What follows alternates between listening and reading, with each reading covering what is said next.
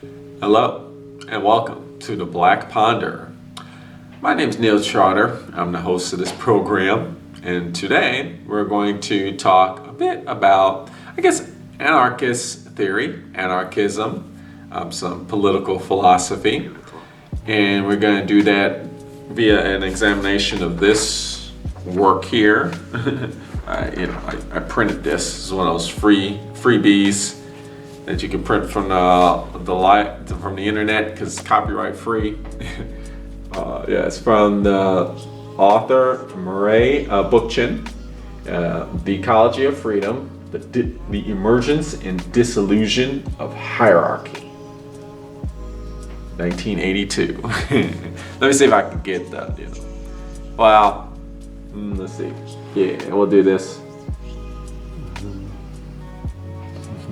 Okay, that's probably the best I can do in terms of thumbnail. So Bookchin is a prolific author in anarchist theory.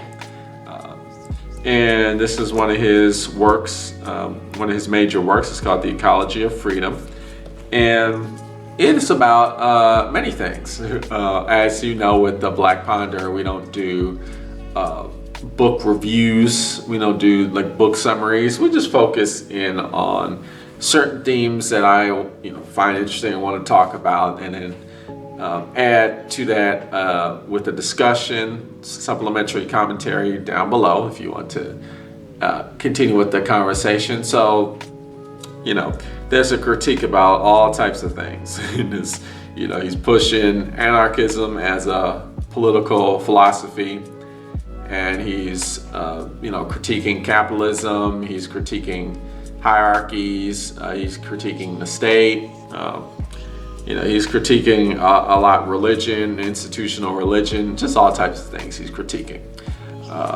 So I would encourage you to, if you're interested in that level of critical theory, then check out the book for yourself, or do what I did, access it online for free on the internet.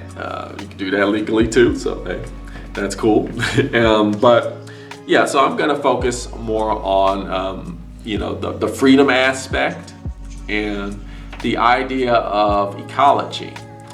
And when we talk about ecology, often what comes to mind is like pictures of the whole world, and maybe everybody got their hands together, or you get these, you get more pictures of ecosystems or biomes, like the environments like rainforests, and how rainforests are interconnected. They got all these aspects to them that work together. Or you look at like various animal species and how they work together. They got symbiotic relationships, and you get that kind of wholesome, National Geographic, Discovery Channel. Maybe you're in primary school, elementary school, you see those nature programs, and they talk about ecology in that way, that's definitely relevant and important.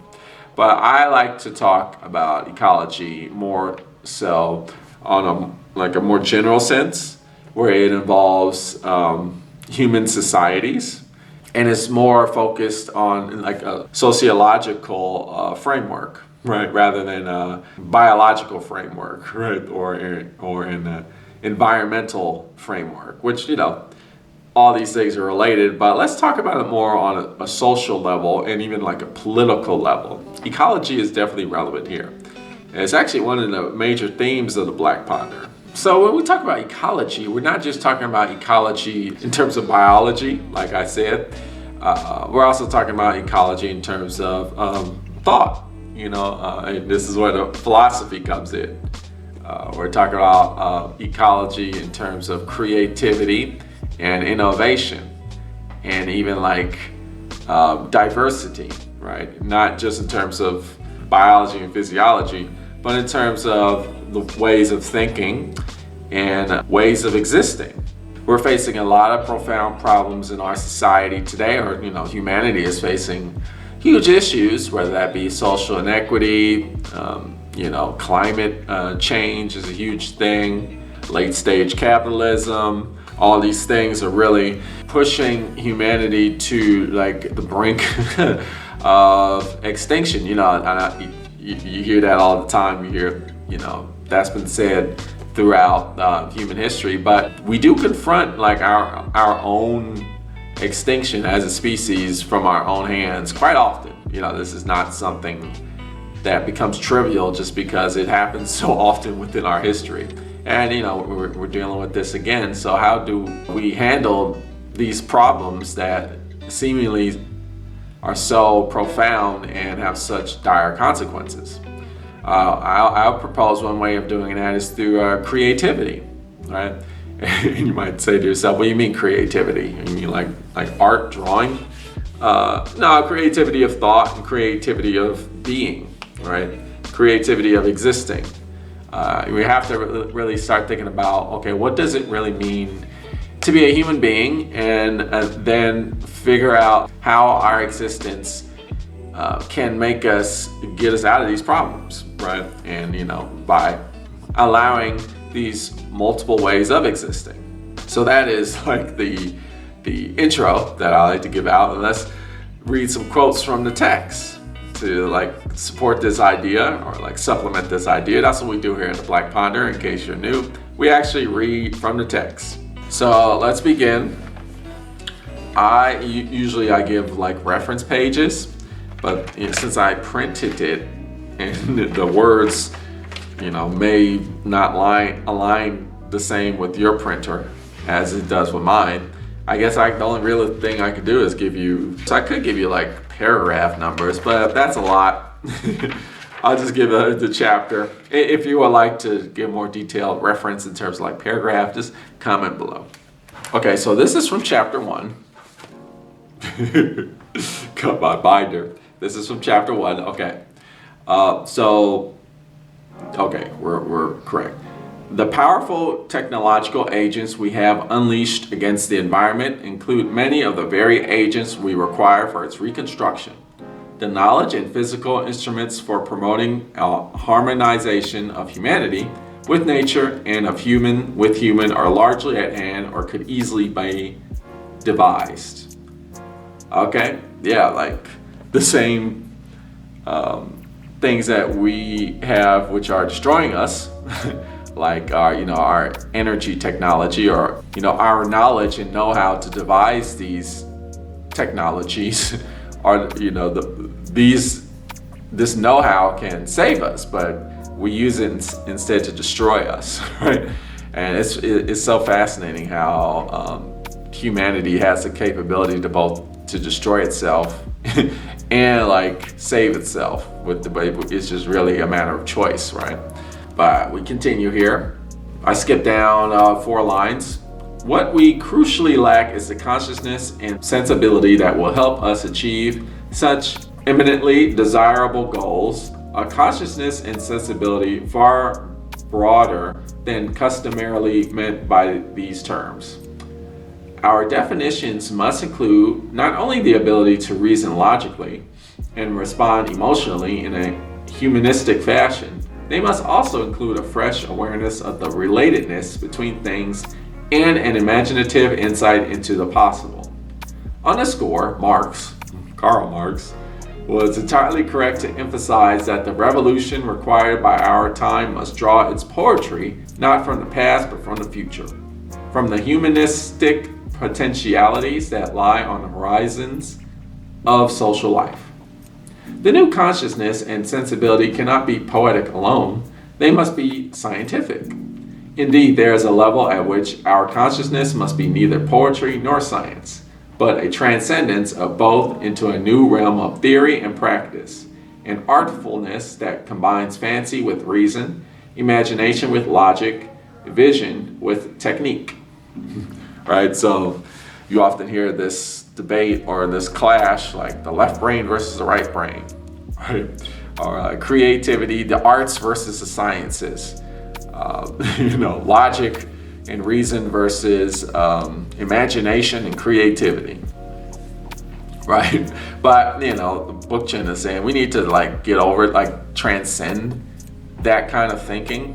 There's this opposition between those two types of ways of thinking, and not only do we need to like combine those ways of thinking, we need to kind of transcend beyond that binary way of looking at things and think in a way that uses both sides, but in a new way. Right? That's what you say here. We cannot shed our scientific heritage without returning to a rudimentary technology with its shackles of material insecurity, toil, and renunciation. And we cannot allow ourselves to be imprisoned within a mechanistic outlook and a dehumanizing technology with its shackles of alienation, competition, and a brute denial of humanity's potentialities.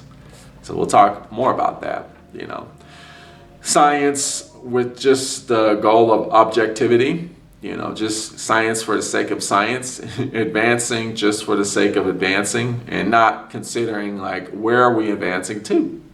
Like, what is it? Ian Malcolm from Jurassic Park, famous quote, he's like, we're so obsessed with what we could do, we never stop to think about, to ask the question, what we should do, or something like that, right? He said it, Jeff Goldblum said a lot more better than, I'm not an actor. Anyway, poetry and imagination must be integrated with science and technology, for we have evolved beyond an innocence that can be nourished exclusively by myths and dreams. Okay, let me skip down 3 lines. In almost every period since the Renaissance, a very close link has existed between radical advances in the natural sciences and upheavals in social thought. Upheavals in social thought and sciences. So again, we're talking about the combination. It's interesting because we are in this clash currently in many parts of the world, I would say. Particularly, definitely in the United States, where we're experiencing rapid advancement of technology, and we're also getting a clash of social justice activism, right, which is being attacked. And this has been much the case throughout human history, as Bookchin is saying. He's saying like, hey, ever since the Renaissance, but probably before then, right? I'm gonna skip a paragraph down. In view of the enormous dislocation that now confront us, our own era needs a more sweeping and insightful body of knowledge, scientific as well as social, to deal with our problems. Without renouncing the gains of earlier scientific and social theories, we must develop a more rounded critical analysis of our relationship with the natural world. We must seek the foundations for a more reconstructive approach to the grave problems possessed by the apparent contradictions, quote, between nature and society. We can no longer afford to remain captives to the tendency of the more traditional sciences to dissect phenomena and examine their fragments. We must combine them, relate them, and see them in their totality as well as their specificity. In response to these needs, we have formulated a discipline unique to our age. Social ecology. Social ecology. Right, so what's going on there? We gotta elaborate on that.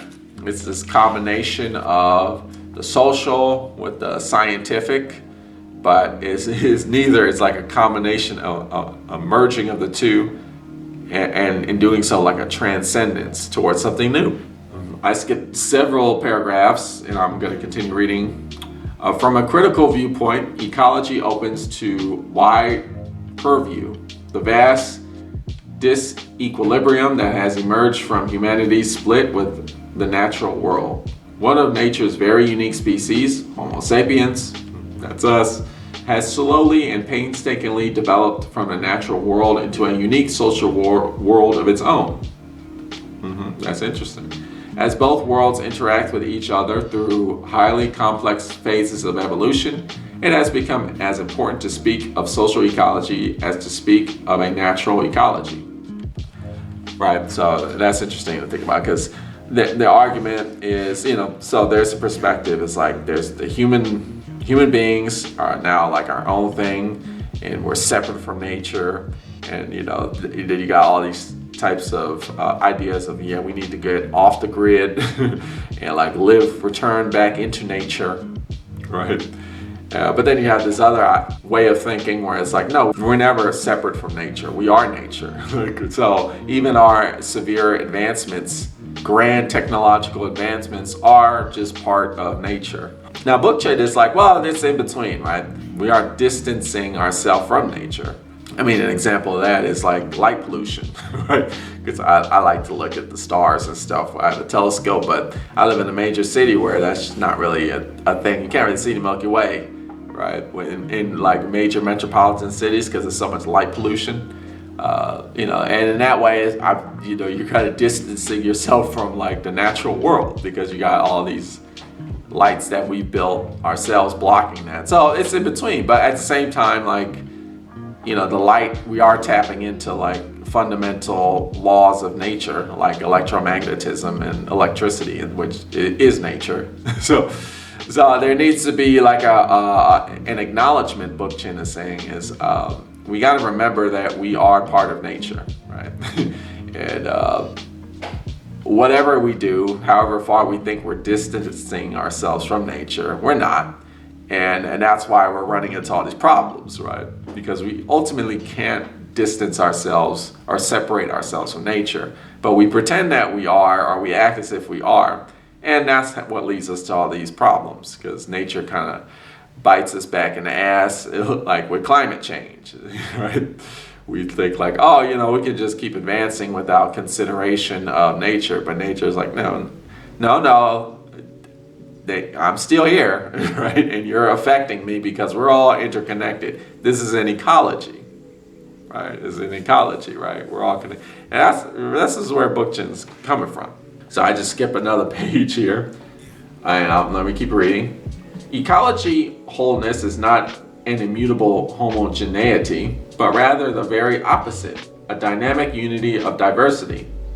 In nature, balance and harmony are achieved by ever-changing differentiation, by ever-expanding diversity. Ecological stability, in effect, is a function not of simplicity and homogeneity, but of complexity and variety. The capacity of an ecosystem to retain its integrity depends not on the uniform of the environment, but on its diversity. And so, like I was kind of saying, nature is not this uniform, it's not this monolith, right? Part of what it means to be an ecology is to have a lot of different aspects to itself, right, that are diverse, but also contribute to the whole, right? So the whole is a diverse set of parts interacting with each other in very complex ways. That's ecology. And us humans are part of that complexity. And we're going to delve deeper into that idea. So how are we going to delve deeper into that idea? How are our interactions complex? A lot of it has to do with our ability to be creative and innovate. Our creativity as human beings contributes vastly to the complexity of our reality, right? And human beings aren't unique in our creativity. All types of other animals interact with nature in very creative ways, but human beings are part of that. And so what we need to understand is our creativity is how we express our interaction with nature. So let me read you this quote. We're still in chapter 1. What makes unity in diversity in nature more than a suggestive ecological metaphor for unity in diversity in society is the underlying philosophical concept of wholeness. Philosophy. By wholeness, I mean varying levels of actualization and unfolding of the wealth of particularities that are latent in an as yet undeveloped potentiality. This potentiality may be a newly planted seed, a newly born infant, a newly born community, or a newly born society. That's what I'm talking about, right? So now we're getting at the heart of what it means to be free. We're talking about freedom now, right? Freedom is the ability to, the ability to access your potential, right? Your potentiality.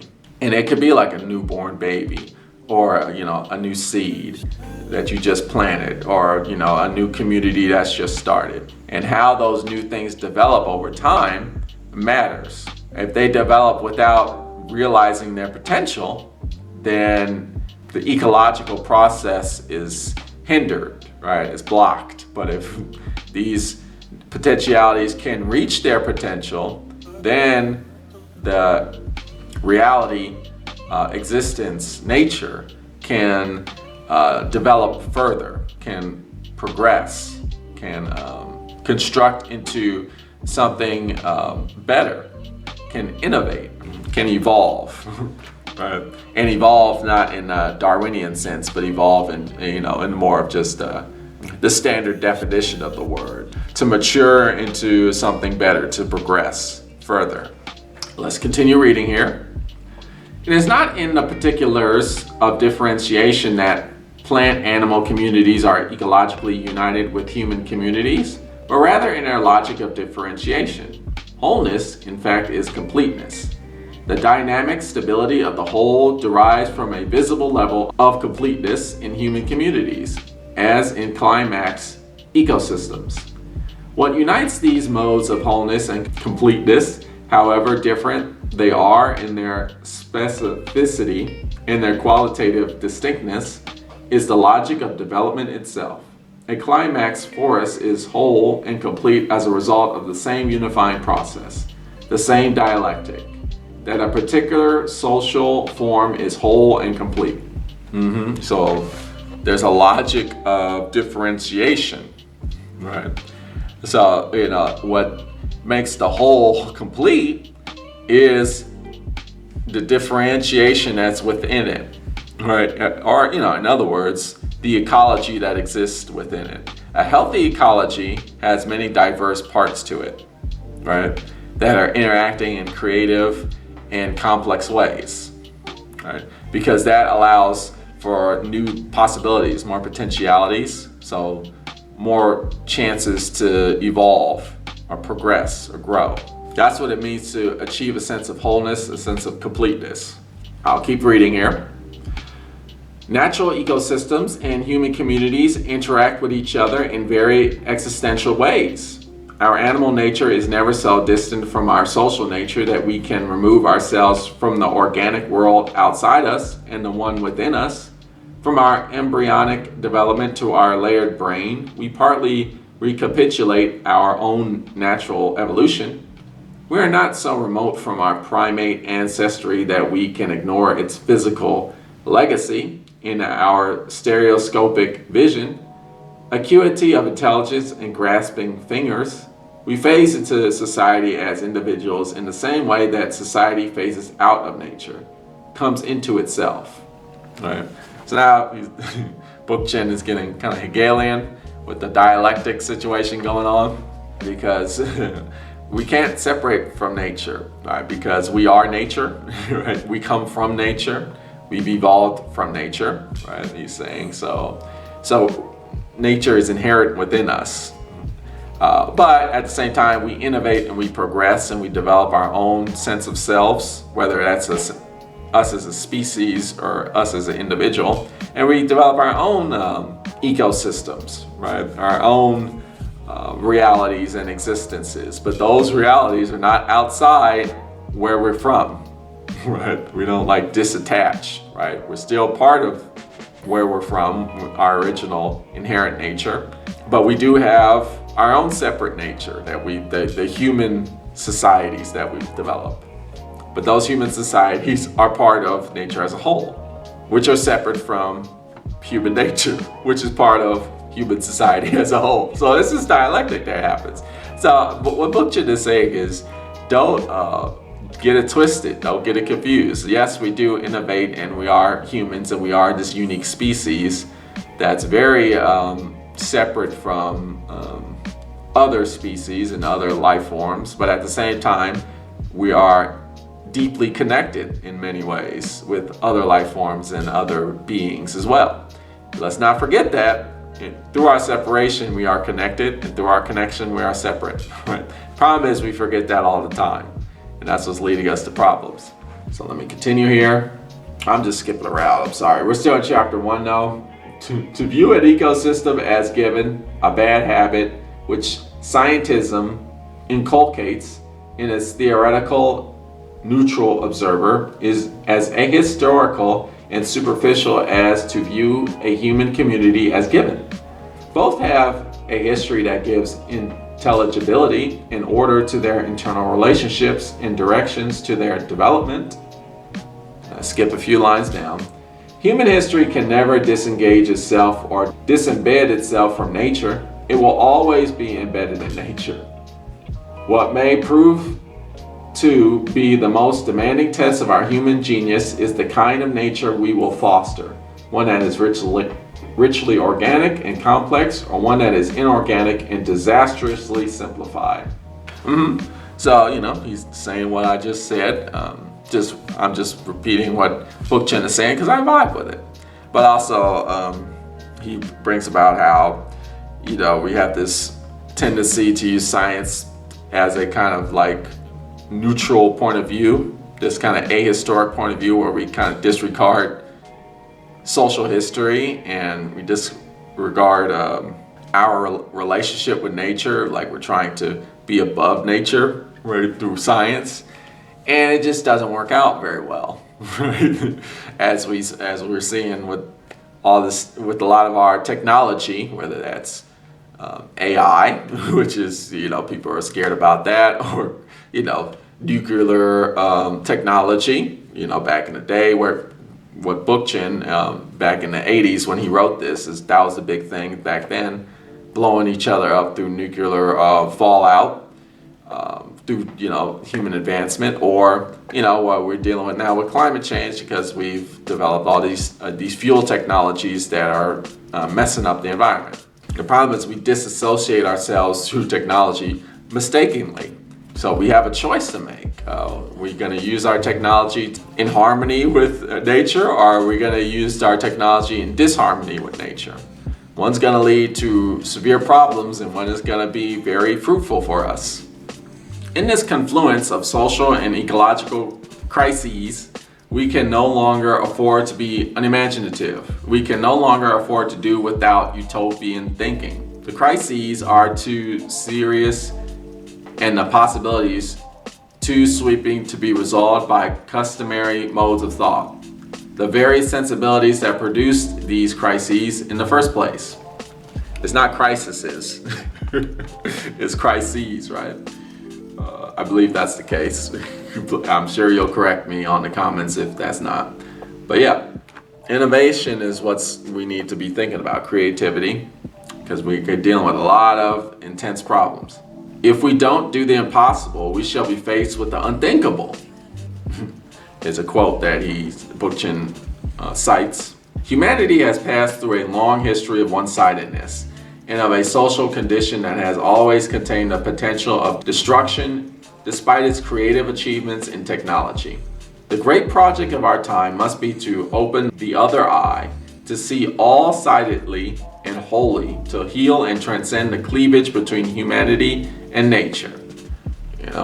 Like what we're saying, do the unthinkable, which means like, can we live in a world where we have energy without fossil fuel? That's impossible, right? But we kind of have to do that, right? Or else we're gonna probably destroy ourselves, right? That's where we're at now. A legacy of domination permeates our thinking, values, emotions, indeed our very musculature. History dominates us all the more when we are ignorant of it. The historic unconscious must be made conscious. We got to remember our history, right? Basically, we got to include sociology into the equation. Oftentimes, sociology is the forgotten science. Oh, that's not a real science, but it definitely is. And the fact that we're neglecting that part of science is the reason why we're in a lot of the mess that we're in. Let me keep reading here. Again, skipping all over the place. Every aspect of nature, plants and rocks and animals, colors and cardinal directions and numbers and sex distinctions, the dead and the living, all have a cooperative share in the maintenance of the universal order. Eventually, the effort of each individual, human or not, goes into the huge whole. And here too, it is every aspect of a person which counts. The entire being of the individual affects the balance of nature. And as each individual develops his inner potential, so he enhances his participation. So does the entire universe become invigorated. Yeah, and that's just saying like every human has a part to play in the success of our existence. And also the ability for every human to reach their full potential, right? That has a huge effect on our survivability as a human species. So we're gonna get more into that too. So let's go to chapter 5, somewhere in the middle. Again, if you want to know the specific quote, I'll give you like the paragraph information, the paragraph count. Just comment below. But this is chapter 5. It is enough that we understand the differences between earlier times in our own earlier ideas in our own. Ultimately, we must create our own context for ideas if they are to become relevant to the present and future. And we must discern the older contexts from which they emerged, all the more not to repeat them. To put it quite bluntly, freedom has no founding fathers, only free thinkers and practitioners. If it had such fathers, quote, it would also be direly in need of morticians to inter it. For that which is founded must always answer to the claims of mortality. Right, so what's being said there? Really what's being said is we gotta be creative.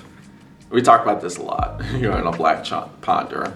We can't just rely on our old ideas, which may have worked in the past. Oftentimes they didn't even work in the past, or they only worked for a select few people. And they didn't work for everything else. And so we need to advance. An example would be, the United States Supreme Court, for example. So in law, right, if we're talking about United States law, of American law, right, there's this philosophical school of thought. I think, it's referred to as literalism, right? You are to interpret the Constitution literally, right, as the way the founding fathers wrote it, right? But we gotta understand the context of where these founding fathers came from, right? These founding fathers were slave-owning, white men, upper middle class or upper class social economic people, right?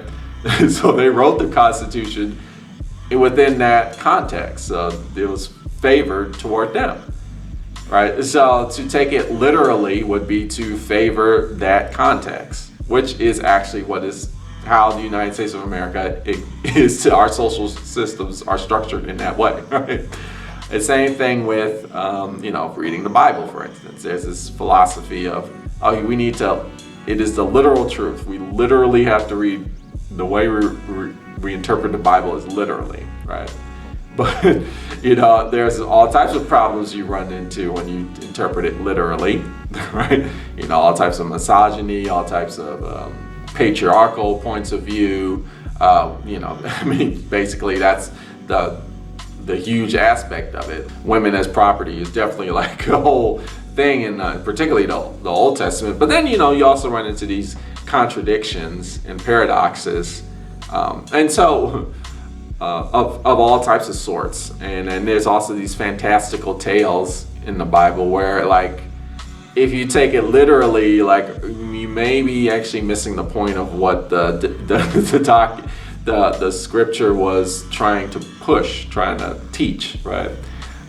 Whereas, like, approach where, like, okay, this is more poetry, or this is like a moral tale, or like, we need to read this within the context that it was written, right? Even like a lot of whether it be the US Constitution, how it was originally written, or the Bible.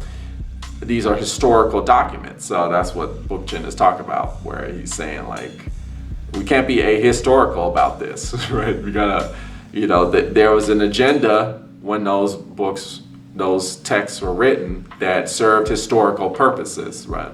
And so we need to acknowledge those and to start thinking about the future and be like, okay, we can still use this framework, but we have to start changing it. Right? We need to start advancing it. We need to use them in consideration of how the world is today. And we do that by acknowledging the diversity of humanity, including everybody, all humans, right? Not just a select few, right? Like very privileged white men, right? Or, men, period, right? And not women, right? So by considering all human potentiality, we then can advance. Now we can still use these frameworks, but we have to start being creative about it, and not being stuck in this box, this old framework where history doesn't mean much or it doesn't matter, because it definitely does. So let's get more into that. Okay, this is chapter 11. We're skipping all over the place. Chapter 11, it's the third paragraph. Since the middle of the 12th century, we have seen reason become rationalism, a cold logic for the sophisticated manipulation of human beings and nature. Science becomes scientism, an ideology for viewing the world as an ethically neutral, essentially mechanical body to be manipulated, and technics became modern technology, an armamentarium, okay, of vastly powerful instruments for asserting the authority of a technically trained, largely bureaucratic elite. That's what we're talking about when we're neglecting the historical context, or even ignoring the moral and ethical implications of the frameworks and the context that we're using, which were originally written to serve certain people within these old historical contexts. Then we result in these tools that have no moral foundation, really, or they're just trained to for the bureaucratic elite. But I'll skip down a little bit. Let me continue. To return to irrationality, superstition, and material primitivism is no more desirable than to defer to the value-free and elitist rationalism, scientism, and technocratic sensibilities that prevail today. The need to rescue reason as an ethically charged logos of the world does not conflict with its use as a logic for dealing with the world. The need to rescue science as a systematic interpretation of that logos does not conflict with a recognition of the need for analytic techniques and empirical evidence. Finally, the need to rescue techniques as a means of mediating our relationship with nature, including human nature, does not conflict with humanity's own right to intervene in the natural world to do even better than blind nature in fostering variety and neutral fecundity. And not even just blind nature, right? Blind nature, but think of the lady who's got a blindfold and she's holding the scale, Lady Justice or whatever. That's not reality, right? Justice is not blind. That's the illusion that we push, and nature is not blind either. All these seemingly contradictory, ambiguous pathways for attaining freedom are essential to our very definition of freedom. Our ability to resolve these ambiguities of freedom depends as much on how we define reason, science, and techniques as it does on how we use them. Ultimately, the paradoxes we encounter in defining reason, science, and techniques cannot be resolved by a mystical formula that merely vaporizes the issues they raise. Their resolution depends upon a supreme act of human consciousness. Right? A supreme act of human consciousness. We need to get more involved, and we need to include more humanity in our scientific endeavors. Right? and our political endeavors. And when I say more humanity, basically what I mean is we need to include more people, not just cisgendered, upper class white men, right? But, different kinds of people involved in the process. And then we will be able to get out of a lot of these problems that we're facing today. Okay, let me read you this quote, still on chapter 11, but I skipped forward. The matrix from which objective reason may yet derive its ethics for a balanced and harmonized world is the nature conceived by a radical social ecology. A nature that is interpreted non-hierarchically in terms of unity, diversity, and spontaneity. Here, nature is conceived not merely as a constellation of ecosystems, but also as a meaningful natural history, a developing, creative, and fecund nature that yields an increasing complexity of forms and interrelationships. And what makes this complexity so significant is not just the stability it fosters, an obvious desideratum in its own right, needed for both the biotic and social worlds. It's a lot of big words being used, but we'll roll with it. Nature's evolution toward ever more complex forms is uniquely important in that it enters into the history of subjectivity itself. From the transition of the inorganic to the organic, and through the various phases of evolution that crystallize into human forms of rationality, we witness an increasingly expansive history of molecular interactivity, not only of neurological responses, but of an ineffable sensibility that is a function of increasingly complex patterns of integration. Subjectivity expresses itself in various gradations, not only as the mentalism of reason, but also as the interactivity, reactivity, and the growing purposive activity of forms. Hence, subjectivity emphatically does not exclude reason. In part, it is the history of reason, or more precisely, of a slowly forming mentality that exists on a wider terrain of reality than human cerebral activity. The term subjectivity expresses the fact that substance, at each level of its organization and in all its concrete forms, actively functions to maintain its identity, equilibrium, fecundity. I doubt I'm pronouncing that word right, but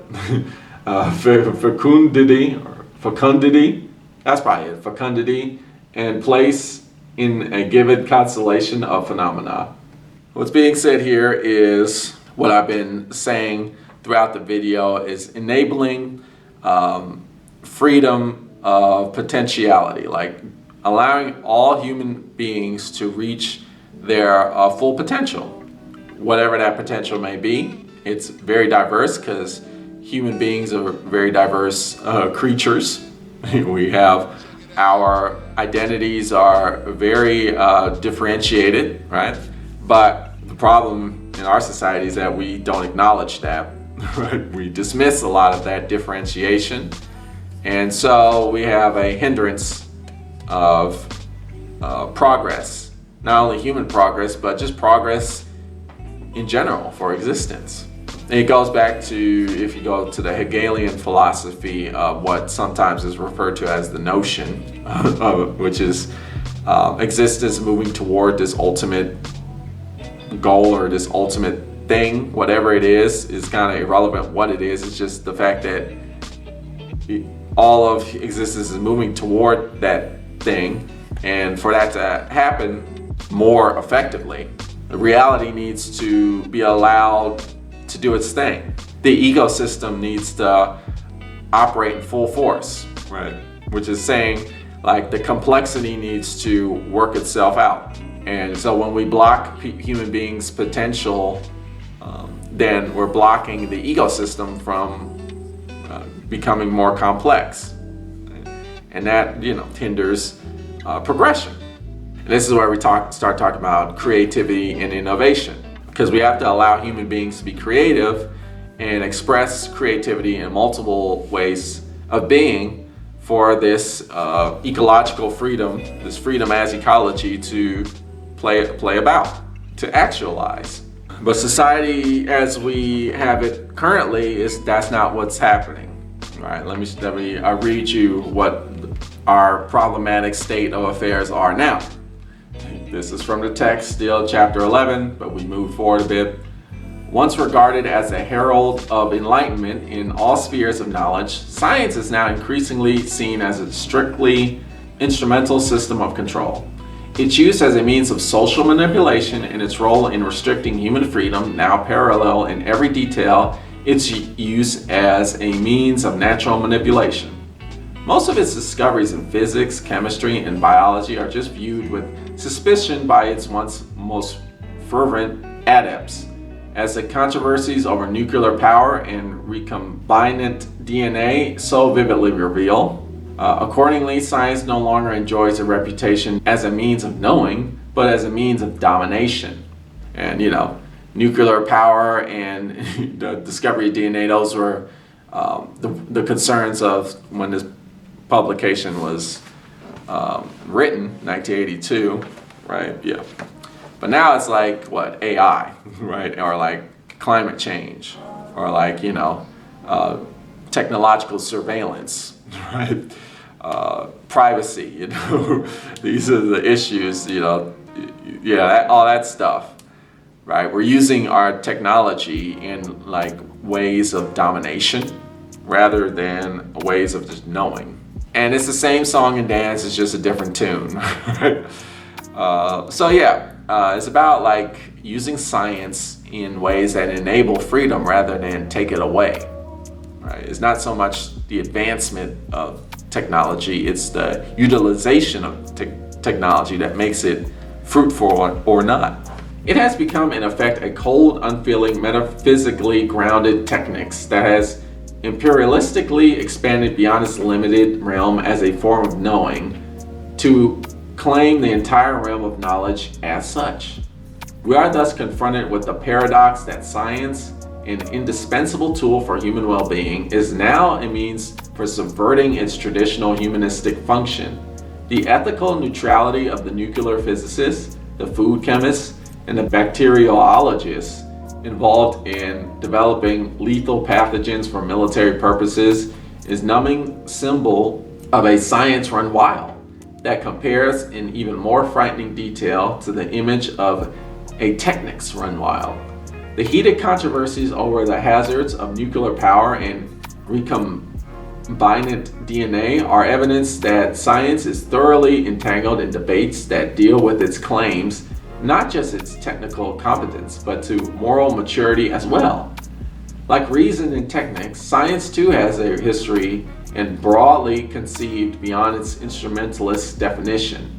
It can also be regarded as that history. And that's the concerns. That's where science is at today. Of course, there's plenty of scientific advancement that's doing good, that's serving the purpose of enhancing freedom, but a lot of it is not. So the point is science is not going to save us. It's the use of science that's going to save us, right? The advancement of technology just for the sake of advancing technology is not the saving grace.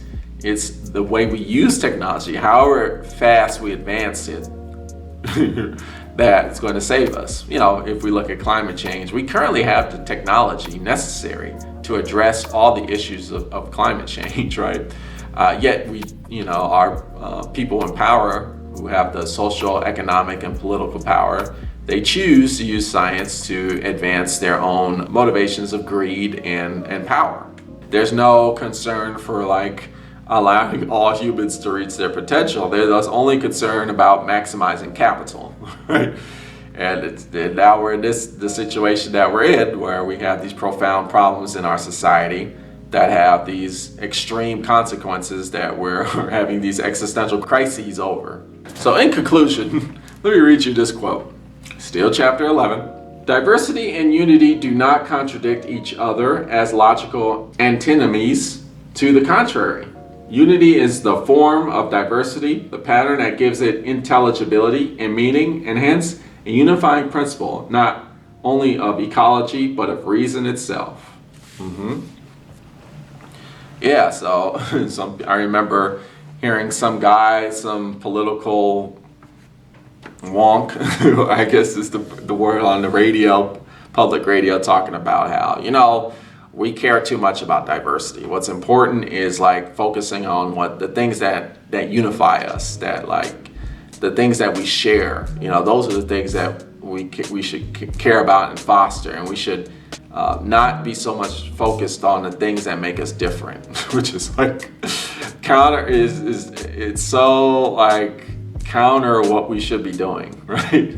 Because it's through our diversity that we discover how we are all the same, right? And it sounds contradictory, right? But it's contradictory in the Hegelian sense, right? That's why I say it is a good idea to kind of study Hegel, because contradiction can be progressive, positive. What makes us all the same is that we're all different, right? That's not to say that we don't have anything in common, right? Or the only things that we have in common is the things that make us different. No, we do share a lot of similar things, human to human, but we gotta acknowledge like there is a lot of difference between us, between each individual even, and of course between communities and such, and societies. But those differences can foster a kind of creativity, an opportunity to create different potentials, which help our species as a whole develop further, to evolve, right? And like I've been saying throughout this whole video. And by just erasing that diversity or like not acknowledging it, then you just obliterate those potentials, and then you obliterate the creativity that's necessary to solve the world's problems. I think Murray Bookchin is onto something with his work Ecology of Freedom. There's no cover. There's no cover. I don't know why I did that. But yeah, Ecology of Freedom. It is definitely it's a work of anarchism, and I would encourage you to read it. I think it would if you have like a very shallow or not in-depth view of anarchism as a philosophy. That would be a great book to read, because anarchism is a very well thought out and deep social political philosophy. And I also didn't cover like all the themes that were mentioned in the book, because we'd be here for too long. I'd have to make like a part 2, which I might carry over in my like live stream, because I do those like every week or so. That could be a thing. But yeah, I'm just saying like there's a lot more to the book than what I even talked about. So I would encourage you to check it out. But I want to thank you for watching The Black Ponder. Tune in next time for more philosophical thought.